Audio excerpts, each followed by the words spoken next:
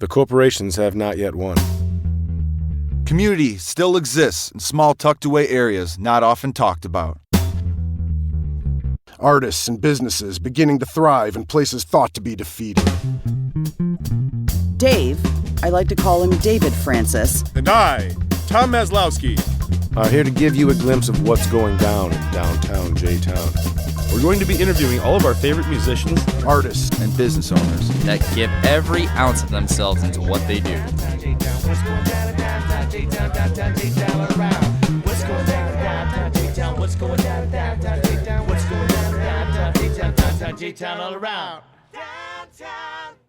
This is Tom Maslowski and my cohort, partner in crime, and magic man behind the soundboard, David J. Francis. Hello.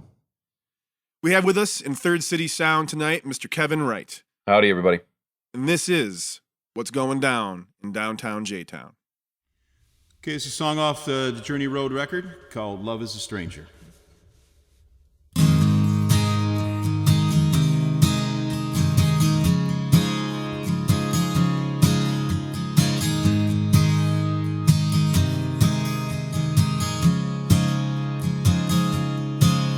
Last night I woke up in a dream.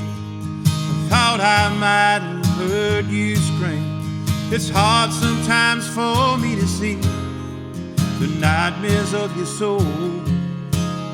And I reached out to touch your skin, remembering about the trouble I'm in. These jail bars can't hold me in enough to let you go. You swore we'd never be apart. Since then, you've had a change of heart. 10 years has been hard time for me to do. It was too much time for you.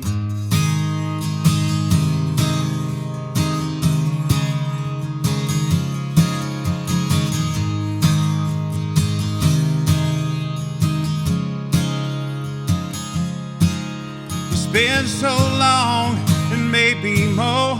They dragged me through that kitchen door. You dropped our supper on the floor.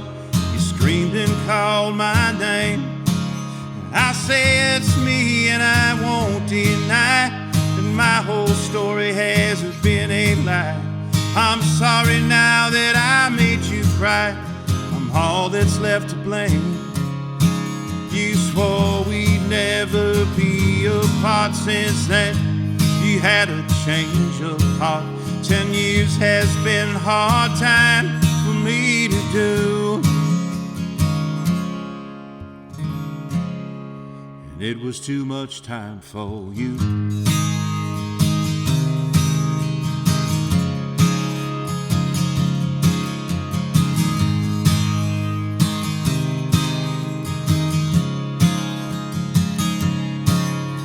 Days have long since passed me by, and I ain't the apple of anyone's eye.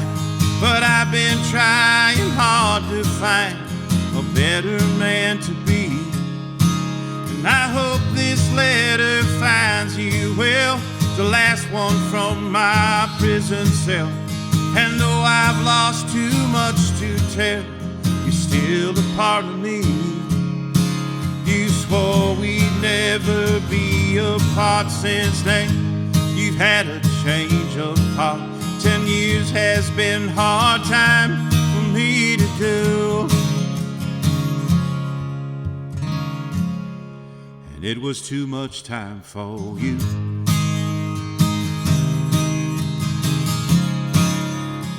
Too much time for you.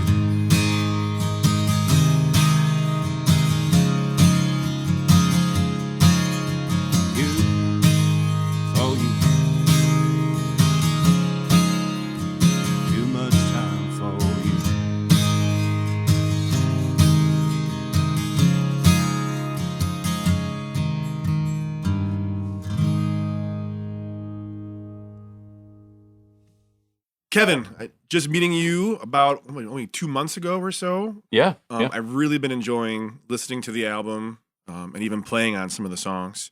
You had a lot of stories packed into that album. that first song you did. What was the name of that one? Love is a Stranger. What is that one about? Your story? Is it someone you know? Well, I think everything on that record is just based around, either something that happened in my life or something that happened to someone that I really cared about, whether it be drugs and alcohol abuse or, time in prison or whatever. And that just happens to be a song about a friend of mine that was hit for armed robbery and went to the joint for a while. And so thinking about that scenario and, writing a song about, he was married at the time, what would have happened if, and so the setup and foundation is there. It's all the real deal. And then, I'm able to play around with a little bit of the lyrics and words and stuff. And it's all based on a true story. So whether it happened to me or someone I love, I wanted to make a record like that, soul record like that. I looked over to my left here, and I saw our Righteous Hillbillies whiskey flask. And that was your previous project, and you were on the ground floor of that, if I understand right. And... Yeah. Actually, Brent, James, and I started that band. God, I was with them almost 10 years, and I think the name actually transpired here, where John Condren made a comment about needing a couple of Righteous Hillbillies to come up and do a song with him when he played a show. And Brent and I just happened to be those two Righteous Hillbillies that did that, And we went on stage, and I think Brent sang, and I played harmonica, I believe. Oh, and wow. Conrad played guitar and sang the tune, and helped. They were both singing. So that's how, and then the next day, Brent called me and said, let's start an electric band, and I want to call it the Righteous Hillbillies. I'd already had the name. Huh. We were doing previously acoustic stuff, and we'd play acoustic shows here, and he and I traveled around a lot doing an acoustic duo and doing all kinds of tunes and music. And, he's a great songwriter, and I was a songwriter as well. We were just doing a lot of originals and stuff, but that's how that started. So I was with them for about 10 years, and they're still going strong, So They are. Yeah. So I didn't realize that you had started off as an acoustic band, went to the electric, and now you're back doing the acoustic thing. What prompted you to leave all of that? It was a very successful band. Like you say, they're still going strong. Yeah. What really made you decide to, obviously you had a lot to say. There's 16 songs on the Journey Road record, and I think they're all really well written. So I was... Thank you. I think I had, I turned 61, and I had a epiphany about mortality. And you begin, I think, thinking about that as you get older. And I was thinking a lot about my life, which wasn't all that great with my family, my mom and dad and stuff. But I had a grandma and grandpa that were... My grandfather was my best friend. He taught me to fish, and he taught me how to hunt, and taught me a lot about life. And they took us on traveling with them, and my brother and I, and we got to see all of the United States when we were little kids, And so it was all based around him. So I got to thinking about him and how close we were. And I decided to write an album completely dedicated to him. And his name was Paul Harrison Wright, by the way. Harrison Wright. You'll see that in the CD. But anyway, so I started penning songs for that, and I had older ones that I wrote about him or that were influenced by him. And, acoustic is, I write everything on acoustic. Every hillbilly song, Righteous Hillbilly song that ended up electric and smoke and Southern rock was written on an acoustic guitar that I wrote. And so we transferred it over and made it a band thing. And I love playing electric guitar. I'm a blues cat. I've been a blues fan for a long time. I missed playing the acoustic, and I missed writing, and I needed to record this record. I really needed to do it, Nice. And I think it's why, and I don't want to toot my own horn and say, oh, it's so good, but I think it's why it turned out the way it did. Because all the feedback is that people really like it. They dig it. They really like the songs. They're well written. You said so yourself. But I think it was because of the influence that I had. It was something that I needed to do. And look at the musicians on the record, bro. Some quality people that I never... A lot of them approached me. I didn't even have to ask a lot of them. They knew I was making the record, and they wanted to help me. And man, that's where it took off. Yeah, there's some heavy hitters on there. Yeah, very much a so. lot of people that we're going to, introduce on this show. Kevin Krause, Pat Lyons. He's something else. Yeah, he's a monster. Really... He came down and played 2 songs on pedal steel. I'd never met him. I talked to him on the phone. He was in Austin. I talked to him on the phone a couple, 2-3 times. I sent him the songs. He wrote me back on Facebook and said, I love the tunes. And I said, just do what you want with them. So he came down and he cut both of them on pedal steel. there was about 4 or 5 cats in the studio at the time, and he just blew everybody's mind. Well, you know how he plays, and he's such a great guy. You know, he's such a loving, cool cat, and I just love being around people like that. You know, the industry can be a little bit harsh and a little bit egotistical at times and stuff, and there was never anything really floating around that studio in the 3-4 months that I made that record. It was a beautiful experience. Yeah, there seems to be an extreme lack of ego with the musicians around here. I think it's great, you know. Yeah. I mean, Pat is in how many different bands and projects and touring around. He had Safe Haven was his baby. Yeah. Steve Habrichter, Leadfoot, Nikki Giblin. There's all these, you know, Kevin Krause is in the Regressors and Big Land Yep. He does all the, you know, Hope and Mike Night stuff. I mean, there's a lot of great players, you know. Yeah. And there was a song I did want to ask you about, Going to Nashville. Yeah. What was that? Is that your story? Is that like your early days? Is that the beginning of it all, kind of? Yeah, you know, I mean, it's funny because I think the music, when you really separate the music from the lyrics on that tune, the music is very, very happy. It's gentle, it's wavy, it's nice. You feel good when you listen to it. And then a person that listened to the song that asked me about it said, you know, that damn song made me cry. But I was laughing and loving the music. And then when I hear the lyrics, my heart broke, you know. And I think that's what I was kind of going for. But it happened to me where I decided my Nashville was going to Austin.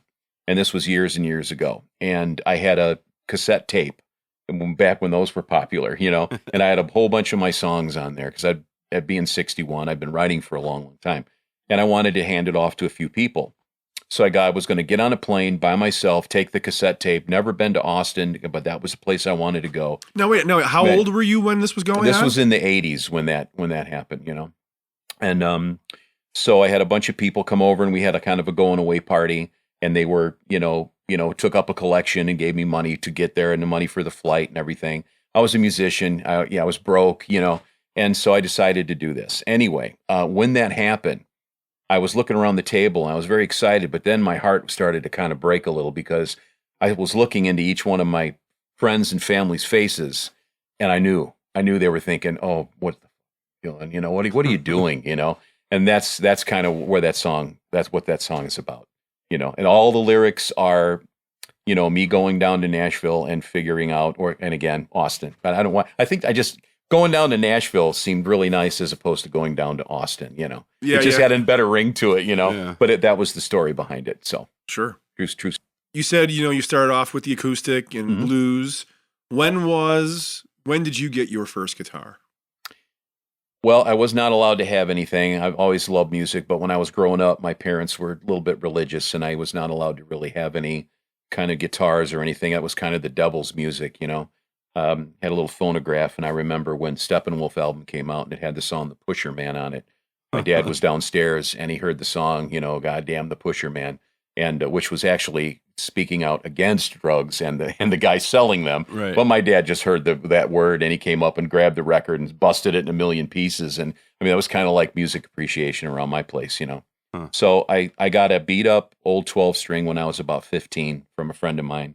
And it's that old beat up 12-string story. I don't know if a lot of people tell it, but that's the guy. It really happened to me. But I played it and learned how to play it. And I went to parties, and I strictly wanted to play guitar just to have a cute little girlfriend. And that was really my motivation at the time. But then a year later, I was hooked, you know, because I had a passion for music, and I never stopped since then. Since I'm 15, I've been doing it ever since, you know. That's ironic. So. Yeah, that's the exact year, age, I should say, that I started playing bass. I was 15 years old. Yeah, right on. Yeah. Yep. So we do have something in common. Yeah. I knew it was going to be good. Yeah. I was 13. Yeah, nice. Yeah, my first bass was a BC Rich Warlock. It was pointy. Nice. Oh, I was wanted one. Yeah, it was Guitar. I was one of the Warlock. It was not guitar. the good brand. It was like the lowest version of it you could possibly have. And I attribute my carpal tunnel to that bass because it was so top heavy. You had to hold it up while you were playing. Even if you had it, like, if I let go of it, the headstock would just hit the ground in a heartbeat, you know? I had a Gibson Firebird, an old Gibson Firebird that was exactly the same. They were just so unbalanced, you know? Yeah, it was a those beautiful things. looking guitar. It always passed the mirror test. You know, when you stand in front of that thing, you were a rock star. But man, as soon as you try to play it out, you were constantly fighting the neck. And been there. So, what was the name of the first band? the first band I was ever in? Ever. Well, the first band I was ever in was called Smokey Colon and the Oysters of Love. Yeah. That was an actual band, where we got together and we practiced and we, got gigs and whatnot, Sure. After that, it was a band called Rattlesnake, and that was my attempt to try to bring back some of the music that I grew up on was the 70s and bring back that era of Cream and Hendrix and that kind of stuff. And so I was gotten my first 3-piece band, bass, drums, and guitar, and we were the band Rattlesnake was kind of popular for a few years. We played a lot of shows and did a lot of gigs and stuff and traveled a lot. Traveled a lot. So this was like after high school then. Yeah. Mm-hmm. Yeah. Yeah. And then just various other things here and there, When before the Hillbillies even started, Brent and I started a band. It was actually Brent's band, the Brent James Band. And we were total country. We had Brent on vocals and acoustic guitar mostly. And I played electric. I played a Telecaster. And we had a drummer and bass player. That was it. Is that pre-Stragglers days then also? Yes. Yeah. Yeah, it was. It was. That was quite a few years ago, Brent. Oh, yeah. That CD's still floating around at the Brent James Band. It was a good record, Not the best recording in the world, but it was good. We came together as a band and we had a lot of, we played a gig with Brad Paisley, so we did pretty well, Oh, wow. So. What was the deciding factor? Because I know how hard it could be sometimes if you're not met with a lot of support playing music, especially early on. It can be really tough. And of course, the money's not great right when it starts. So it's a lot of commitment to keep going, I'm sure. Was it something that you had to kind of just move out on your own? Did your parents gradually accept it enough to... I guess. Well, I left home when I was pretty young. So, and I was playing drums at the time and guitar, and I played drums in a couple of different bands, and I would always go back to guitar, and I was just jumping around from band to band. And you're at that age where you're trying to find yourself as a musician. You're just trying to see what's out there and what you love. And I knew I had a passion for it, and I was kind of scribbling songs down here and there. I didn't really know anything about how to write a song or anything like that, but the life that I lived and grew up in was not really good. It was very unpleasant actually for a young kid to grow up in. So looking back on that, many, many songs that I've written that have ended up on records and other people's records and whatever is based on that. So I think I had to go through that for a reason, Sure. But when I was out on my own, I felt a lot more free to kind of explore. I played harmonica for a long time. I was in a blues band and I played harmonica and sang, and that was the first time I ever sang lead vocals in front of anybody. It scared the crap out of me, because I always had a guitar or something that you can hide behind, a little bit. But yeah, harmonica's like, oh my God, I'm holding this tiny little thing and everything can see all of me, damn it, But and then I ended up finding out that I had all these things that happened in my life, and I wanted to kind of just, share that with somebody that might be going through some of that stuff, and write it and do it through song, So.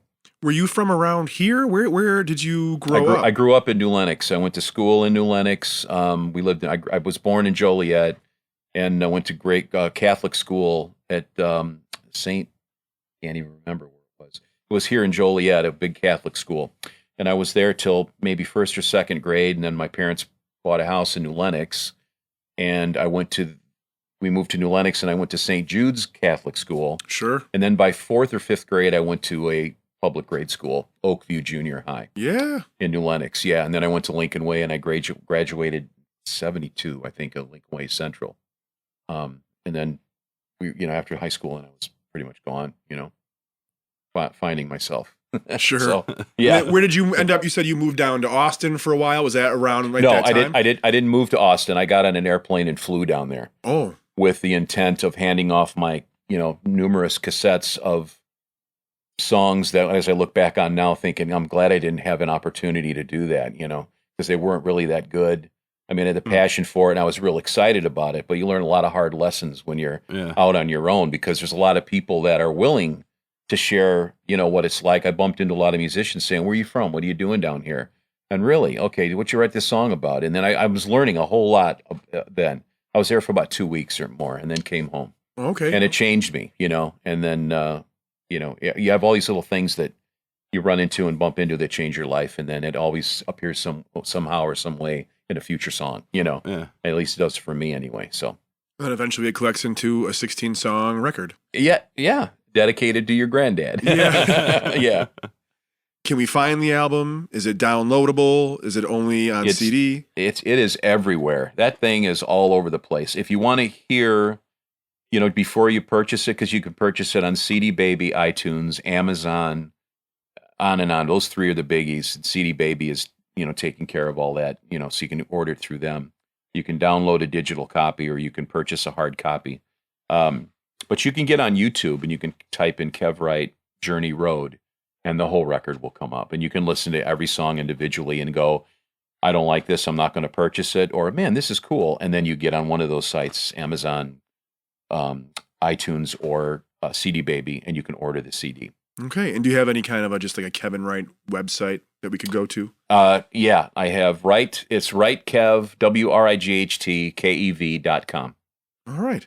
And you can find all the info. There's a whole bunch of, for some crazy reason, there was a whole bunch of reviews that ended up after the CD came out. One or two people that I actually admired as a writer and asked them if they would listen and give a review. And then all the rest were like maybe 5 or 6 more that just kind of flew in, and I wasn't really sure about that. They'd listened to the CD and I didn't really know them that well or whatever, and they reviewed it, and they were all pretty positive. So those are all up on the WrightKev.com website.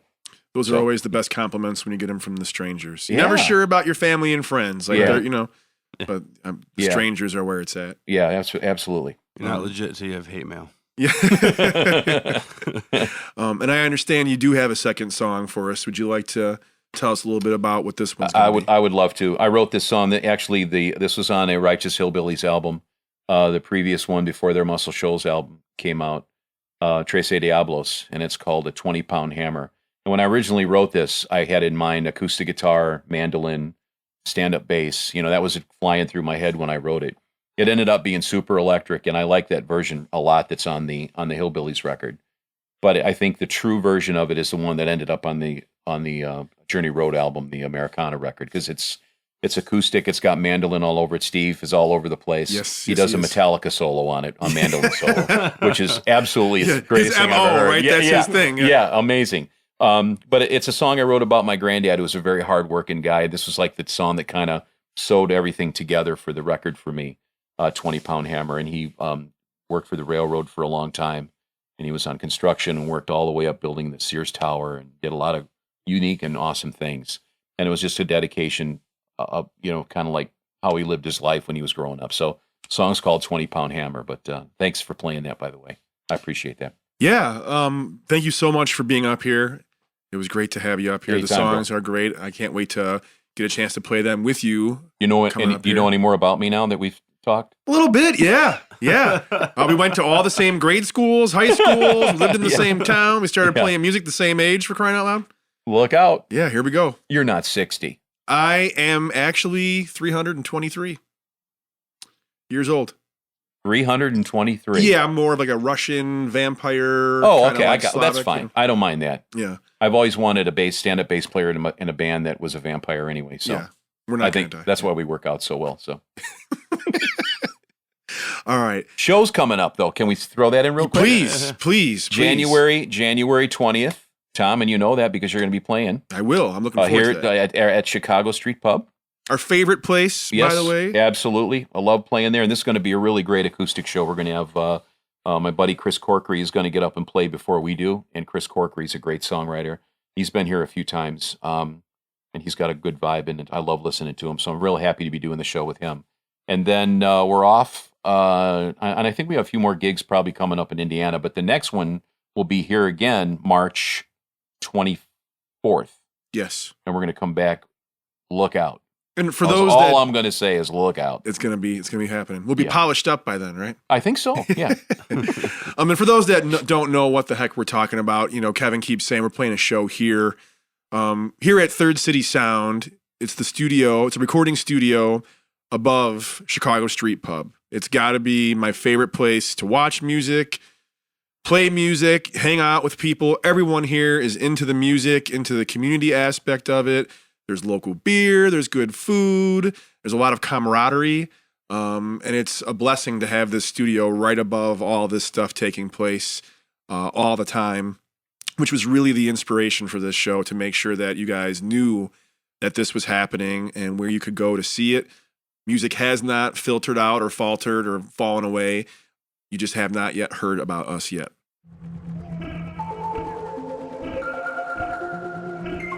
Kevin, looking forward to hearing this second song. This has been What's Going Down in Downtown J-Town. All right, so the song of the Journey Road record called 20 Pound Hammer. Wrote this about my granddad.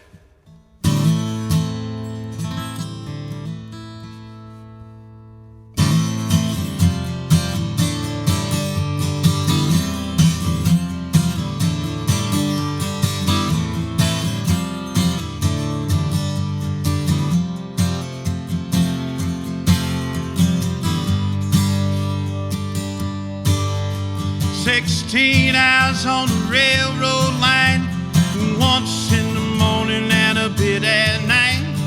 Ease my worry with a little moonshine, and the boss, he ain't no friend of mine.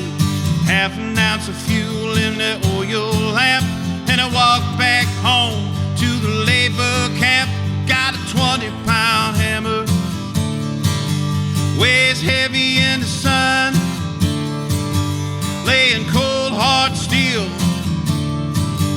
That's the way that it's done. Got a 20-pound hammer, better listen to me. But you want this life, you wanna be free. My brother hit that spike, it broke his back. Took 3 strong men to pick up the slack. Yeah, you worrying about the Reds and the gunmen too. If you hear that I'm happy, it sure ain't true. Half a pack of dried up cigarettes. They push me hard, but they ain't killed me yet. Got a 20-pound hammer, weighs heavy in the sun, laying cold hard steel. And that's the way that it's done. Got a 20-pound hammer, listen to me. Don't you want this life? You wanna be free? Got a 20-pound hammer. I got a 20-pound hammer. And swing a 20-pound hammer. It's a 20-pound hammer.